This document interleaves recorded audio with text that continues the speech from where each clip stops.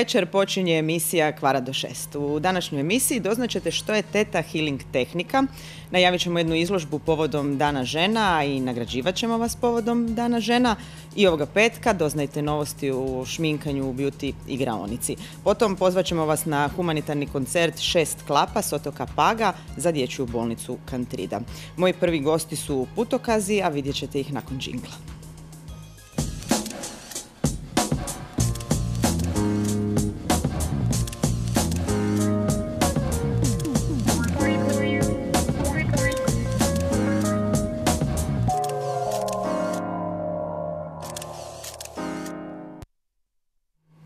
Dakle, moji gosti, kako sam i rekla, su putokazi, pa evo pozdravljam Antonija Svetina, dobro večer. Dobro večer. Miranda Đaković, dobro večer. Pozdrav. I Dolores Marinić, ispričavam se, dobro večer. Sve u redu, večer. Dakle, povoda je nekoliko, imate novi CD, novi spot, slavite ni više ni manje nego 30 godina, iako gledam cure ni nemaju 30 godina, već slave 30 godina, ali evo Miranda, vi ste od samog početka, pa se evo samo kratko prisjetimo. Pa je to nekakve davne 1984. godine u doba gramofonskih ploča.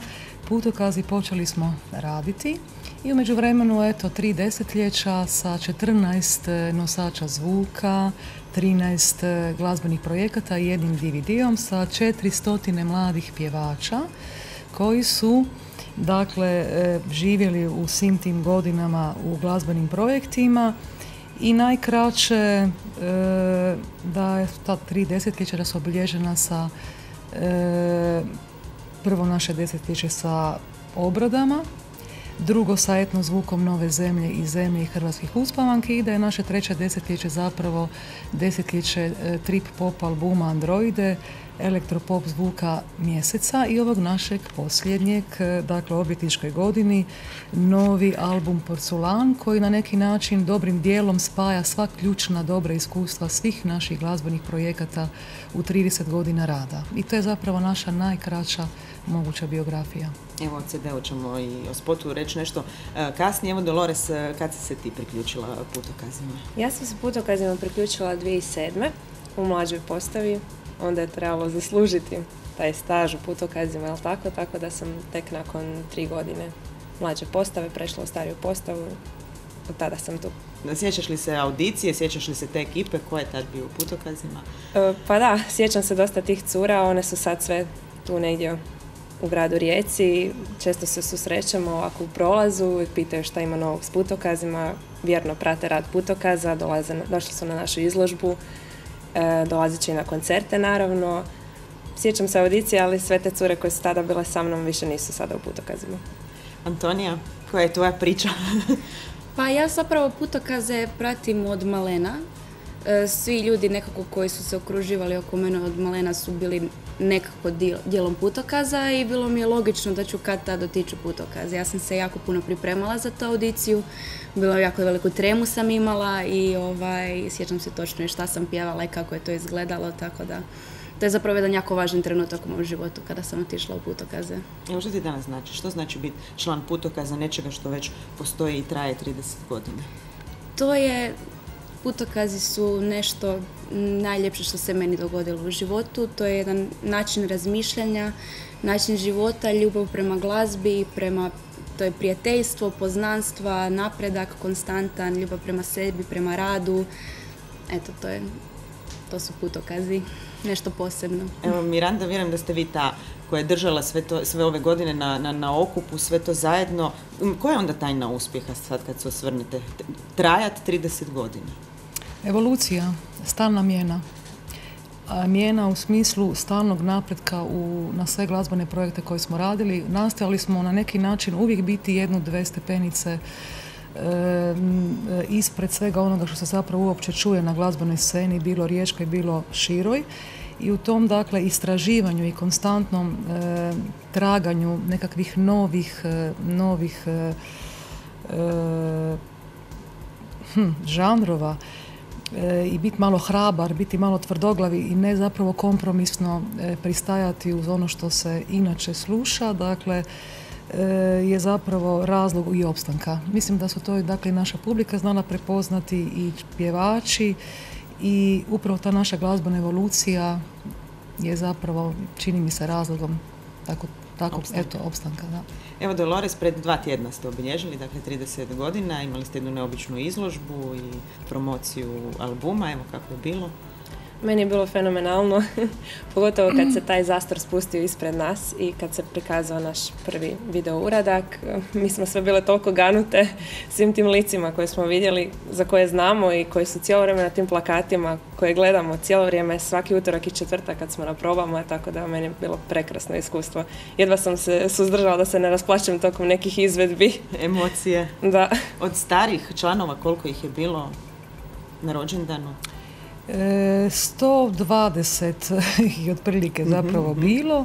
Mnogi nisu u Rijeci, mnogi nisu zapravo niti znali. Nekako moramo sad tu malo evidenciju napraviti, ali kažemo da to nije još ni bilo službeno okupljanje. To je naprosto bilo, to je zapravo uvod u našu obljetničku godinu, da, koju smo zapravo započeli sa izložbom, prvom takvom, jer je zapravo trebalo uz svoje telefone, mobitele, zapravo uz aplikaciju učitavati grafičke kodove i na taj način zapravo pratiti ili skenirati, pa onda na miru kod kuće popratiti cijelu izložbu, i koju smo dakle kasnije preselili zapravo na net.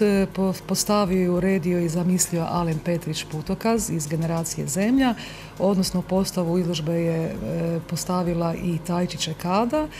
I dakle, bilo je zaista vrlo dojmljivo i jedno prekrasno večer snažnih i lijepih nježnih zagrljaja. Tako da mi ovu cijelu obljetničku godinu ćemo pripremiti još nekoliko vrlo zanimljivih događaja uz koje ćemo dakle i zamoliti da nas i naši sugrađani Riječani zapravo onako nježno i dalje grle i budu ponosni na nas. Evo, Antonija Putokaz, danas, koliko vas je danas? 8 djevojaka. To je taj broj koji se njeguje već za posljednjih nekoliko godina. Evo, osim vas dvije, ko još? Možeš ih nabrojati? Mogu. Dakle, Nera Butigan. Aha, sad se treba sjetiti. Po dionicama. Ivana Blaškan, Iva Sabolić, Andreja Stanišić. Bile su tu na albumu, su radile Gracija Ljači, Martina Baričević, i zabrali smo i Jana Jerčinović. Jana Jerčinović. Sad smo sve spomenuli. Evo, Miranda, onda još malo o CD-u i o spotu koji ćemo vidjeti. Dakle, Porculan, naš novi album. Evo, namjerno ćemo ga ovako malo otvoriti, jer sad ako nas dakle naši gledatelji onako prate, onda vide pa to je sve nešto bijelo, jel? Pa kad onda opet pokažemo poleđinu, pa i to je sve nešto bijelo. Ko bi rekao, danas svi u tom svijetu šarenila i svega gdje forma zauzima sadržaj, jel da? To je gotovo pa neviđeno likovno rješenje, pa ga opet otvorimo, pa je sve nešto bijelo. I onda podsvijest već razumije, aha, žele reći da je sadržaj bitniji od forme, i onda ponekad se dogodi da nam dakle naši slušatelji zaborave još možda malo pogledati i onda eto ipak je nešto skriveno.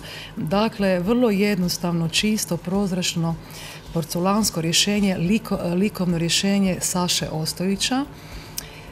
Svakako treba spomenuti sjajnu glazbenu produkciju našeg producenta Istoka Turka. Evo, čuli smo koje djevojke sudjeluju, dakle 10. pjevačka generacija.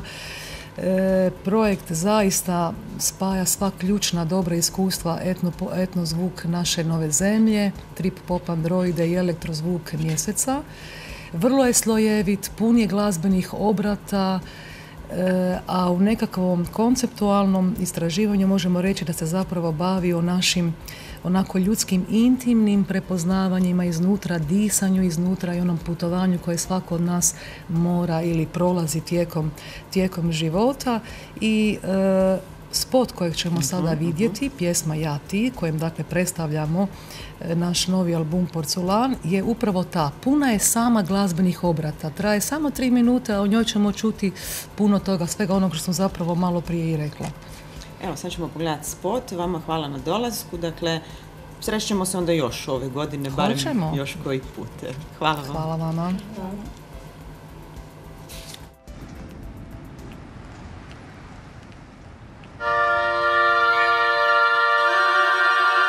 Kad bih ja bila ja, ti bio ti.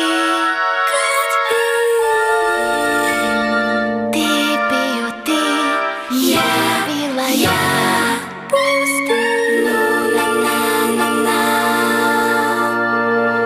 Samo tvoja točnost točna je, moja pravilnost pravilna. Ima li smisla objašnjavati, možda ti tek želiš spavati. Neću ja tebe ništa moliti, ja te imam namjeru voliti. Ima li smisla objašnjavati, možda ti tek želiš spavati. No, naj, naj, no, naj,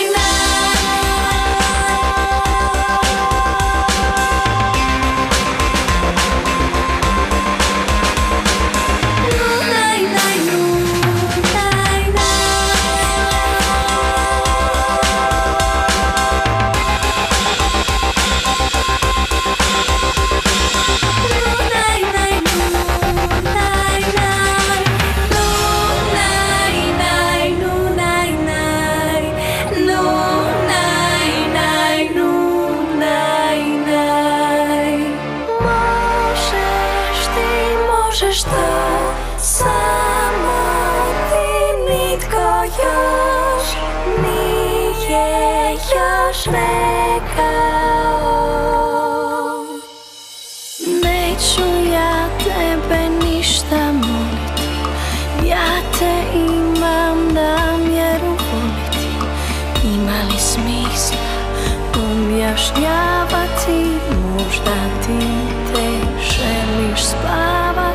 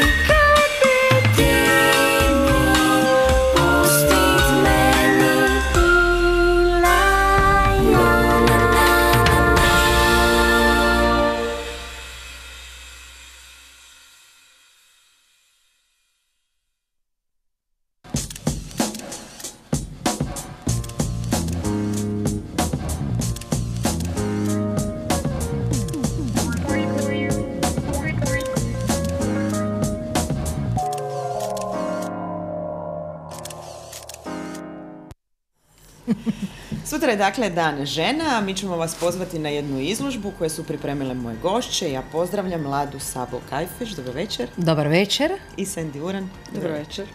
Dakle, Dan je žena, a izložba se zove Muški kaleidoskop, pa eto, što očekivati?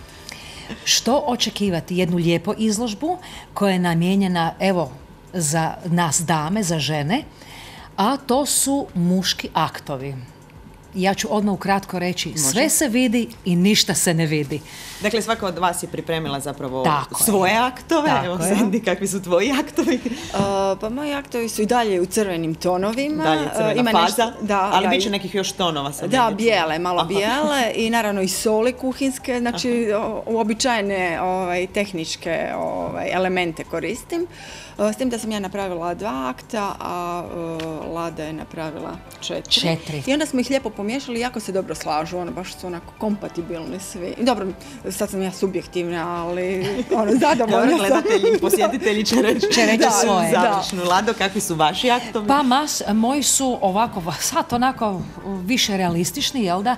Tehnika je isključivo ulje na platnu, to je moja najdraža tehnika i to već dugi niz godina radim, ali evo ga, baš onako lijepo prikriveno.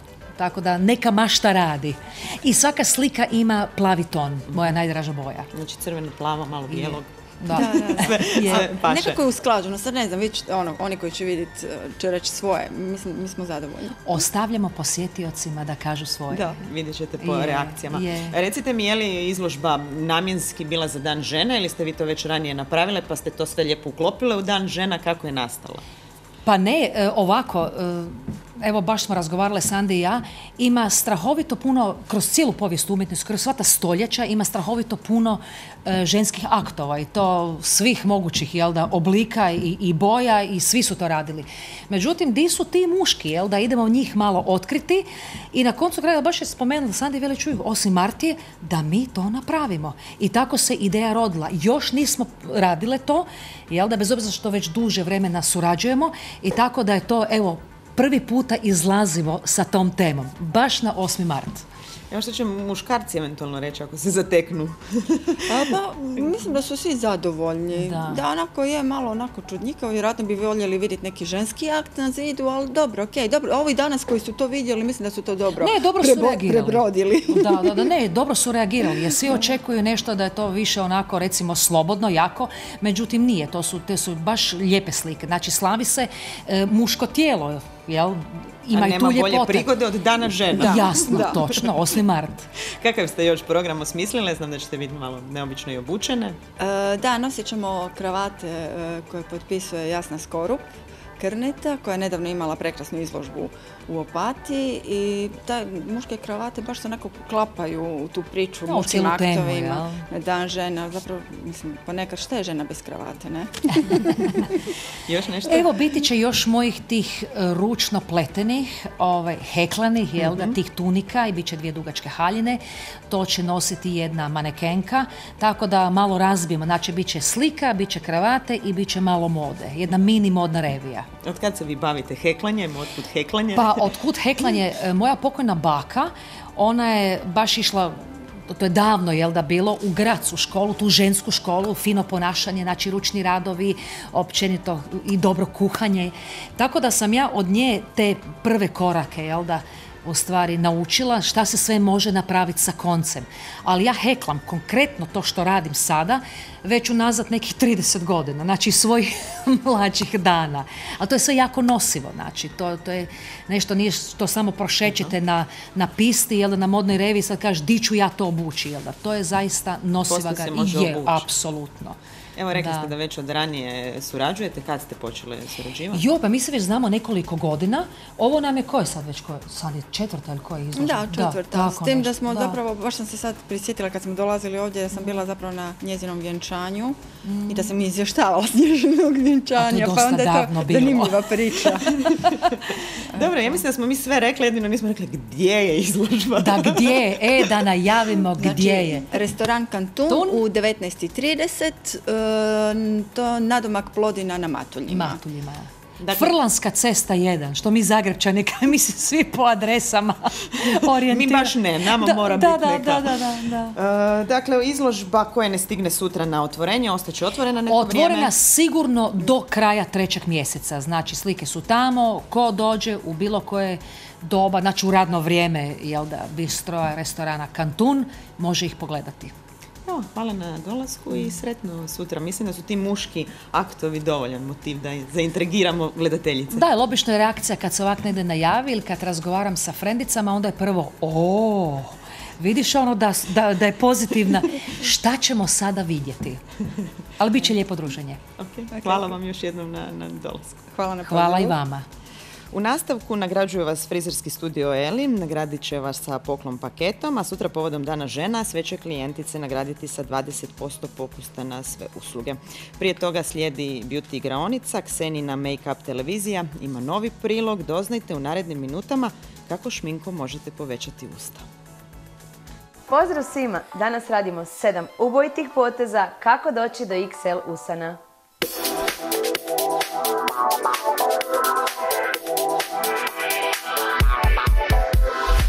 Prije svega, moramo provjeriti stanje naših usnica. Na ispucane i suhe usnice nećemo nijednim koracima napraviti dobar i kvalitetan make-up usnica.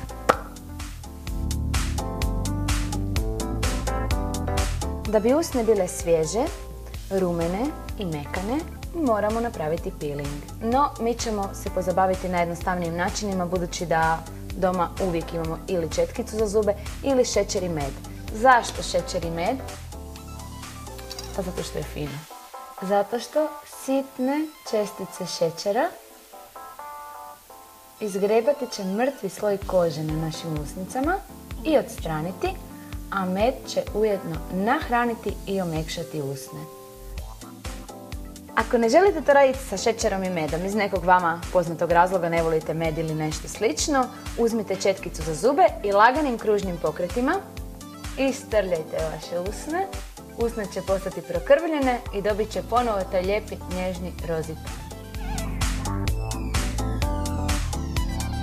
Nakon peelinga usne su dobile svježi i ružičasti ton, spremne su za balzam, odnosno za daljnju njegu. Melem ćemo kružnim pokretima umasirati u usne, te ih pripremiti za 7 ubojitih poteza. Promatrajući žene oko mene primijetila sam da vrlo često izbjegavaju koristiti olovku za usne. Olovka za usne je vrlo važan artikal u kozmetičkoj industriji jer ona nam zaista omogućava da naš make-up usnica bude postojan. Isto tako, olovka za usne drži naš ruž i spriječava razlijevanje i izlijevanje ruža izvan crte usnica. Doma sigurno po ladicama, kutijicama, kozmetičkim torbicama imate različite boje olovaka. Ja evo u ruci imam crvenu, bijelu, bež, smeđu i crnu. Uz pomoć različitih boja olovaka pokazat ću vam kako na vrlo jednostavan način napraviti savršene usne. Pa krenimo. Ideal ljepote leži na proporcionalnosti. Znači, ukoliko imate gornju usnu manju, a donju veću, nastojite povećati gornju usnu, a nešto malo smanjiti donju. I obrnuto. Znači, odavdje do ovdje potreban je razmak otprilike podjednake veličine, isto tako odavdje do ovdje. Potez broj 1. Potez broj 2.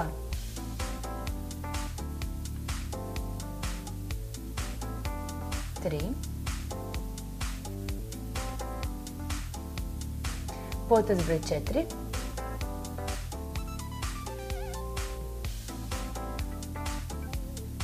Broj 5.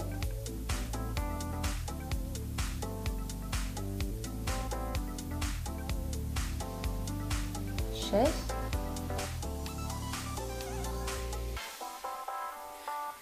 I 7.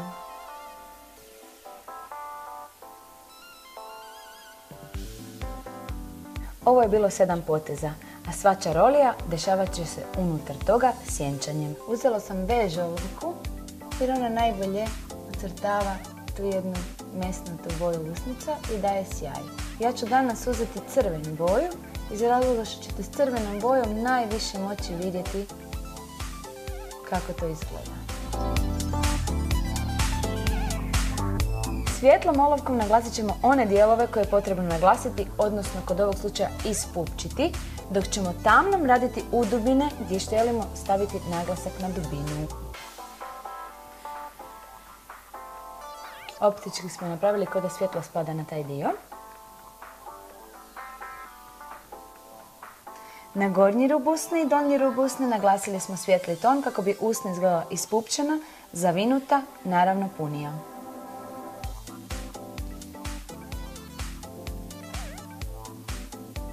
Sigurno ste se pitali da li sam pogriješila kad sam navela crna olovka. Nisam. Crnom olovkom napravila sam udubinu, odnosno mrvicu sam skratila usne, ali sam ih zato jako ispupčila. Crni ton u potpunosti moramo osjenčati i prekriti crvenom olovkom. Možda se pitate čemu onda stavljamo crni, pa upravo na tom dijelu gdje ju prekrijemo crvenom, ona će biti duboke, tamne boje i optički će upravo raditi onaj posao koji želimo postići. Dok na ovom dijelu gdje je svjetla boja, crveni ton će biti puno svjetlije boje i dobit ćemo taj optički dojam volumena. Usne u potpunosti olovkom osjenčamo i pritom pazimo da ujednačimo obrub koji smo nekoliko puta prošli i ostali dio usnica kako se ne bi vidio prijelaz. Znači, uz pomoć 4 nijanse olovaka dobili smo efekt velikih usnica.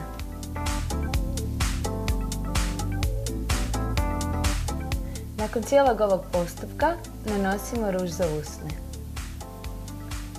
Ovo je najbrži dio i najvažniji dio što se tiče finalnog izgleda.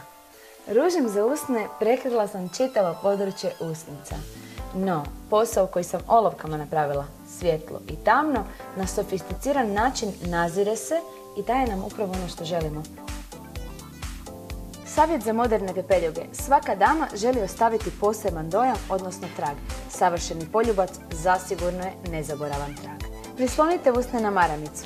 Poklonite poljubac vašem odabraniku. Time ćete osigurati da višak ruža ostane na maramici, a ne na vašim zubima. No ako ste pobornici sjajila, bilo bi dobro na sredinu usnica staviti sjajilo. Svakako moramo znati da sjajilo će oslabiti ruž i neće tako dugo trajati. Ako želite alternativu, pigmentirane sitne čestice presijavajuće i sjenila možemo staviti na sredinu usnica i dobit ćemo jednaki efekt. Rimski filozof Plaut rekao je: hrana bez soli nije hrana, a ja kažem usne bez ruža nisu usne. Ako vam se svidio ovaj video, podržite nas jednim lajkom. Za još ovakvih videa pridružite se našem kanalu.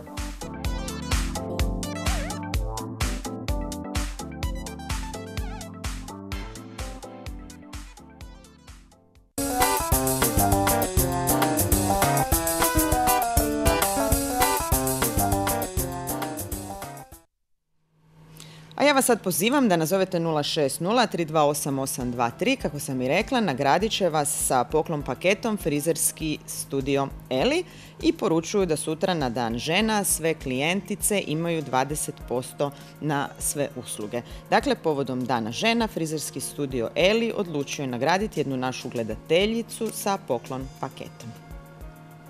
Da li imamo telefon? A ako nemamo telefon, nastavljamo dalje sa emisijom, ostaćemo i dalje, dakle imali smo šminkanje, frizure, možemo reći kod ljepote. S nama je Tamara Zubak, praktičarka Teta Healinga. Pa, dobro večer. Dobro večer. Dakle, radionica Teta Healinga održat će se sljedećeg vikenda u Opatiji u sklopu mjeseca wellnessa. Sad za one koji možda nikad nisu čuli, ako ima takvih, što je Teta Healing? Što je Teta Healing? Pa evo, Teta Healing je energetska tehnika koju je utemeljila Vajana Stibal, američka iscijeliteljica, koja je 1995. godine, koja se samo iscijelila od raka bedrene kosti i od tada širi to svoje znanje. Eto, ja za tehniku mogu reći da je to tehnika koja možemo poboljšati kvalitetu svog života i svoje zdravlje. Zapravo ona nas uči na vrlo jednostavan način da osvijestimo svoje obrasce ponašanja, svoje poglede na život i da maknemo ograničenja koja nas sprečavaju ono što zapravo jesmo i ono što zapravo želimo postići u životu. Tako da s tehnikom se barata na vrlo lagan način, vrlo je zanimljiva i može ju raditi svatko. Dakle, sljedeći vikend od petka do nedjelje u hotelu Bristol u Opatiji, radionica. Dakle, na koji način je zamišljena? Pa evo, budući da smo htjeli spojiti, pokazati da Teta Healing može raditi u svakom segmentu života, htjeli smo spojiti jedno opuštanje, zabavu i naravno da nešto naučimo na sebi, pa smo u suradnji sa hotelom Bristol zamislili trodnevno druženje u kojem ćemo početi u petak sa uvodnim predavanjem u Teta Healing na koje mogu prisustvovati svi koji nikada nisu čuli za tehniku i naravno da upoznamo ih sa vikendom koji smo osmislili. Nakon toga u subotu imamo radionicu ljepota na Teta Healing način. Kako kažemo ljepota je sklad, savršenstvo sklada. Znači, jako je važno da smo lijepi kao izvana, tako da smo lijepi i iznutra. Na radionici ćemo pokazati nekoliko zabavnih vježbi koje su vrlo učinkovite, kako zapravo spoznati svoju ljepotu iznutra i izvana. Nakon toga, u podnevnim satima smo zamislili da se ljudi upuštaju u wellness centru i masažu da si priušte, da osjete to opuštanje i da se odmore. Drugi dan, već u nedjelju, imamo predavanje nutricionistice koja će nam objasniti šta je to proljetni deknos, evo i do proljeća, pa onda da nas ona malo uputi u to čišćenje od ove zime i nakon toga će nam govoriti o afrodizijacima i onda da se skupa malo začinimo da bude zabavno, da mogu pripremiti vruću večeru u svojoj vlastitoj kuhinji. Evo samo da kažemo, zainteresirani na koji način vam se mogu javiti? Pa zainteresirani mogu nam se javiti na Facebook stranicu koju sam osnovala u želji da prinesem svima Teta Healing, stranica se zove Kvaliteta življenja i tamo imaju sve potrebne informacije, brojeve telefona i e-mail adresu na koju mogu se prijaviti za sudjelovanje na našem vikendu. Recimo, oni zainteresirani iz područja Rijeke mogu se prijaviti samo na radionice? Samo na radionice, a oni koji nisu iz Rijeke omogućili smo i smještaj i hranu i sve ostalo što je uključeno u vikend. Evo, kad ste se vi i kako, zašto, kad ste prvi put čuli, počeli baviti Teta Pa Healingom? evo, ja sam isto tako tražila nekako da poboljšam svoj život, a majka sam 2 djece i imam sina koji je imao problema sa govorom, odnosno sa pune 4 godine govorio jako, jako malo. Doktori su nam rekli da je to za njegovo stanje, da je njegovo stanje zapravo u redu, jer je on kao dečkić, ima 4 godine i da je u redu da ne govori. Međutim, sa daljnjim pretragama i sa daljnjim ispitivanjem ispostavilo se da dijete zapravo postoji mogućnost percepcije lijeve strane mozga, što znači da desna strana mozga gdje se nalazi centar za govor ne radi i da bi to trebalo liječiti, međutim takvu dijagnozu nije moguće postaviti do 6. godine. Ja kao majka i majčinski instinkt mi govori da to mora malo prije, ipak ide škola i sve to skupa. Tražila sam nekakav drugi način i potražila sam ga u alternativi. Na taj način sam došla do svoje sadašnje mentorice i učiteljice Romane Krstekanić iz Zagreba i ona je napravila jedan tretman sa mnom i sa mojim djetetom. Rezultati su bili vidljivi već drugi dan, odnosno mi smo se ujutro probudili, ja sam prvi put čula sina da razgovjetno govori mama dobro jutro, šta ćemo jesti za doručak, i taj je bio presudni trenutak kada sam ja poželjela isto to raditi i prenijeti drugim ljudima, pomoći drugima i pokazati sve mogućnosti koje Teta Healing može. Da bi postali praktičarka, što ste vi sve morali proći? Da sam postala praktičarka, ja sam zapravo išla na tretmane da upoznam malo bolje tehniku, pa ne nekakve radionice, da se znam time služiti i na kraju sam položila tečaj za Teta Healing, odnosno sada sam certificirana praktičarka Teta Healinga i to radim unazad 2 godine. Bavim se i astrologijom iz hobija, a uz to sve organiziram i ovakva događanja kao što je Teta Spa vikend i jedno važnije događanje koje sam organizirala bi izdvojila je taj festival cjelovitosti koji se u Rijeci održao 2012. godine. Ali kakvi su, evo, ima planova još, znam, za dalje? Ima planova još, kako sam to tražila način da sebi pomognem na tom putovanju, srela sam više tih tehnika i različitih načina za pomoć i željela sam to približiti ljudima. Prvo je ovo, sada sam osnovala tu stranicu na Facebooku koja sad broji 700 članova, a sada mi je u planu otvaranje udruge istoimene Kvaliteta življenja koja će se baviti s naglaskom naravno na Teta Healing radionicama, predavanjima, seminarima, ali uključit ćemo i nekakve druge tehnike kao što su astrologija, feng shui, aromaterapija i šambala. Evo na ove radionice, tko češće dolazi, muškarci ili žene? Mislim, već znam odgovor. Zanimljivo je to da žene dolaze češće na radionice, iako ima muškaraca na radionicama, a na individualne tretmane moje iskustvo je da češće dolaze muškarci. I oni kad dođu, što oni očekuju? S kojim oni očekivanjima dođu? Pa uglavnom se radi o srodnim dušama, o ljubavi, o vezama, kada su muškarci, a žene su uvijek ili za ljepotu ili za, poboljšanje kvalitete u braku, isto tako ljubav, što svaki dan se suočavamo, a na radionicama kao radionicama je najvažnija radionica oko financija. Eto, sad mogu reći da Teta Healing zapravo djeluje u svakom segmentu života, bilo da se radi to o poslu, o karijeri, o ljubavnim vezama, obitelji, bolesti, znači svugdje možemo primijeniti. I ono što je važno, evo recimo najvažniju radionicu koju bi sada istakla, koju pripremamo, je ta da iz mog iskustva sa djetetom bit će ta radionica gdje će moći majke prisustvovati s djecom i to je dosta važno jer do sad to ako nešto nismo radili, da prisustvuju i majke i djeca. Ja vjerujem da smo mi zaintrigirali naše gledatelje. Ponovimo još jedan put, ko želi doći, na koji način se može javiti. Znači može se javiti na stranicu Kvaliteta življenja i tamo je napisan naš mail, broj telefona, meni se mogu obratiti za sva pitanja i nadam se da se vidimo na vikendu. Dakle, sljedeći vikend u hotelu Bristol. Tamara, hvala vam na dolasku i vidimo se. A mi se s novim gostima vidimo nakon Pepek bloka.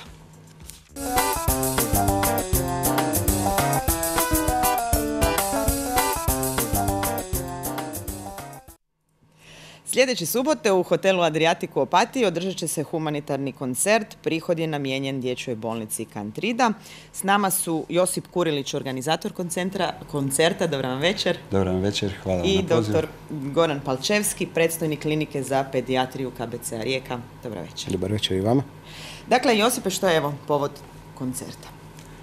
Pa povod koncerta bilo je osnivanje jedne udruge koja se zove Veli Škoj iz Zubovića na otoku Pagu prošlo ljeto.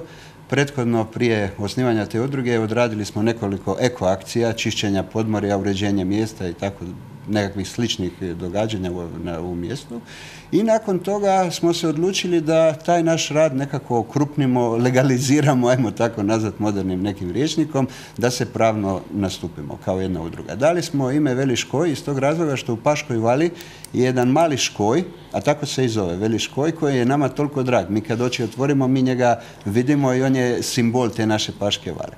I oko tog velikog škoja mi smo se Velikog škoja okupili, dogovorili, složili statut, registrirali se i od grada Novalje, gdje mi pripadamo kao u lokalnoj samoupravi na otoku Pagu, dobili smo i nekakva sredstva već u prošloj godini i kroz naš statut je već bilo nominirano da ćemo pokrenuti očuvanje kulturne baštine u našem mjestu i proširiti to dalje na cijeli otok. Evo, i od tuda je došla jedna ideja kako bismo cijeli otok ovdje u Rijeci predstavili i ponudili jedna kvalitetan koncert Zvuke otoka Paga i dogovorili smo se da to bude ipak jedna humanitarni koncert sa donacijom prihodovno prodanih ulaznica prema pedijatriji Dječje bolnice Kantrida. Evo, doktore, kad su vas nazvali, kako ste vi reagirali?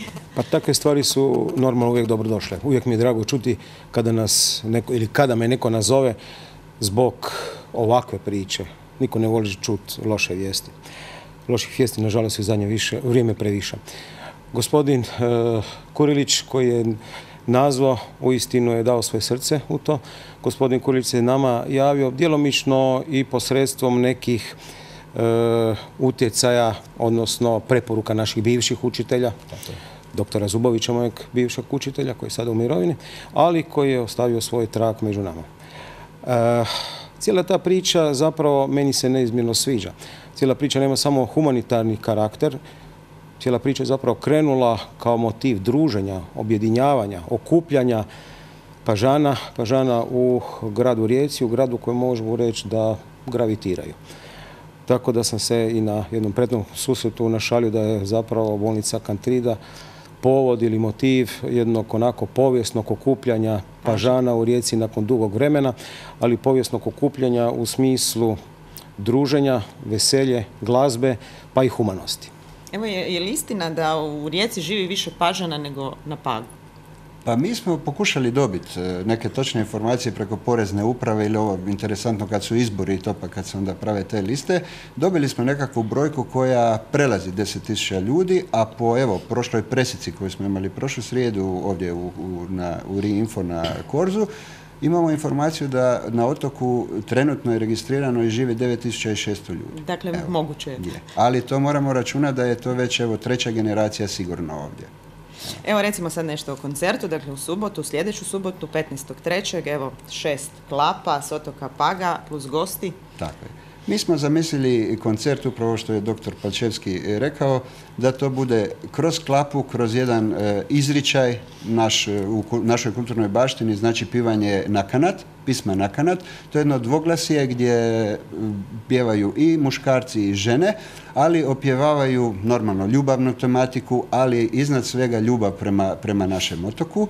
I kako je interesantno na Pagu i promovirati našu narodnu nošnju, pogotovo u gradu Pagu i tu čipku unutar te nošnje, odlučili smo se da dovedemo i na koncert kulturno-umjetnička društva Bartol Kašić iz Kolana, kulturno-umjetničko društvo Naški iz Novalje i kulturno-umjetničko društvo Družina iz Paga. Pivači pisme na kanat će biti iz Novalje, Paga, Kolana i Barbata, a klape su naše Peružini iz Paga, Kolanjke iz Kolana, Murtelice iz Novalje, klapa Sol koju ovdje moramo kao našu perjanicu istaknuti i klapa koja dolazi nam iz Povljane, znači sa južnog dijela otoka, i naša klapa iz Novalje, klapa Navalje.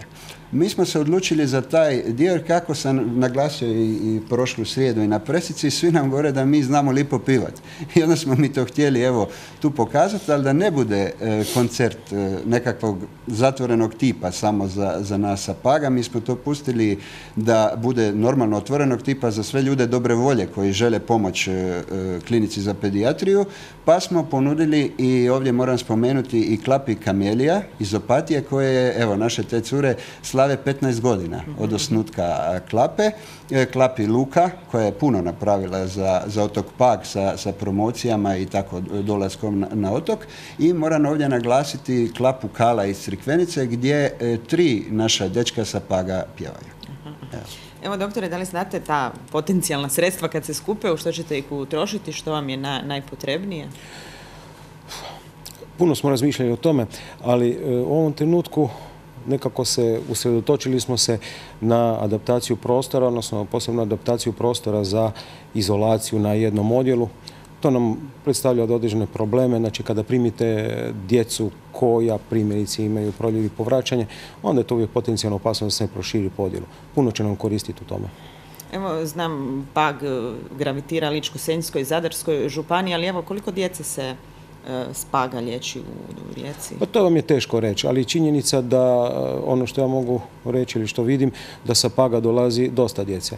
Baš smo prije, dok smo čekali ovdje za ulazak u studio, komentirali brod, katamaran koji povezuje Pag i Rijeku preko Raba, to je tako, možemo reći, jedna transverzala, odnosno nešto što uvelike olakšava dolazak ljudima sa Paga u Rijeku i što ih približava nama, a sigurno takva veza osigurava bolju razinu zdravstvene zaštite. Evo, recimo, karte gdje se mogu kupiti? Pa ja ću morati razočarati ljude. Dobili smo informaciju prije, dapače, radost za kliniku, ali za one koji nisu uspjeli nabaviti kartu. Karte smo pustili u prodaju prošli četvrtak i sa jutrošnjim pozivom u 10 sati. Karata više nema. Da li razmišljate o još jednom koncertu? Pa teško mi je to reći u ovome času, ali mislim da ovo, kako su najavili i naši, ovdje ih moram spomenuti i zahvaliti se svim čelnicima lokalnih samouprava na otoku, znači gradu Novalji, gradu Pagu, općini Kolani i općini Povljana, pa i našim sponzorima koji su ovdje na plakatu. Ujedno se zahvaljujem i vama kao kući koje ste to popratili, sve te naše promociju i ovo upravo je to rezultat tako brze prodaje. Dobra promocija je bila, tako brza promocija je učinila da i karte brzo planu. Praktički je stvarno, cijeli dan telefoni zvone, mi ćemo pokušati još nešto učiniti, ali prije svega moramo kontaktirati kuću, zaštitarske kuće, policiju, da, tako ne bimo htjeli Dakle, znamo da ćemo 15. ožujka susrest Pažane. Evo, hvala vam na dolasku i vidimo se nekom drugom zgodom. Dakle, puno novaca će biti prikupljeno, već znamo. Dakle, nadam se. Hvala na pozivu. Mi ćemo se oprostiti sa spotom od Klape Sol koja će i nastupiti na koncertu, ali prije samog kraja i spota ja sam dužna pročitati 2 obavijesti. Iz riječkog HNK su nas kontaktirali da je današnja i sutrašnja predstava gostioničarke Mirandoline otkazana zbog smrtnog slučaja, a u Opatiji sutra od 11:30 do 13:30 pozivaju vas na sajam Kupi, prodaj i zamijeni. Dakle, ne mogu vas pozvati na koncert jer karata više nema, ali otpraštamo se uz Klapu Sol. Doviđenja do ponedjeljka. Gluhe suze liju, prija nege zdaha i put neba zaplovi, drhta vonje ruko, sve nas blagoslovi. Tiho potli zadnjeg svetog sakramenta prošapja je rici svoga teštamenta. Ostavljava ime i kuću od poštenja, najvrednije blago mojega živenja. I još kad ode vidim vaše lice bilo, znam da radi toga živit je vridilo. Čuvajte mi, dico,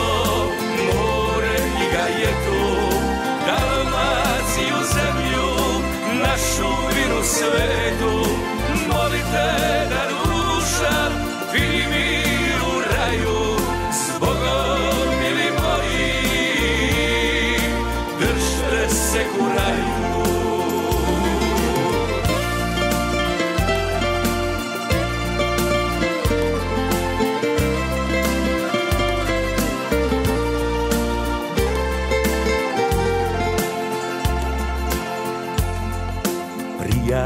Neg je zdaha i put neba zaplovi, drhta vonje ruko, sve nas blagoslovi. Tiho podli zadnjeg svetog sakramenta prošabja je riti svoga teštamenta. Ostavlja vam ime i kuću od poštenja, najvrednije blago mojega živenja. Još kad ovdje vidim vaše lice milo, znam da radi toga živit je vridilo. Čuvajte mi dico, more i gajetu, Dalmaciju zemlju, našu viru svetu. Molite da duša vidi mi u raju, zbogom mili moji, držte se u raju.